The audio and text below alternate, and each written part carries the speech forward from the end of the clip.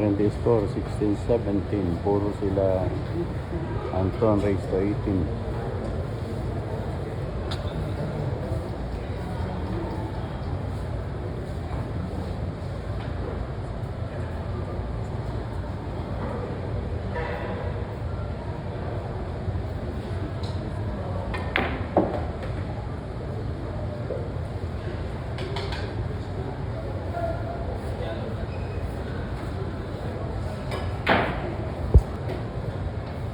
Tapos, nakikita ng tapos.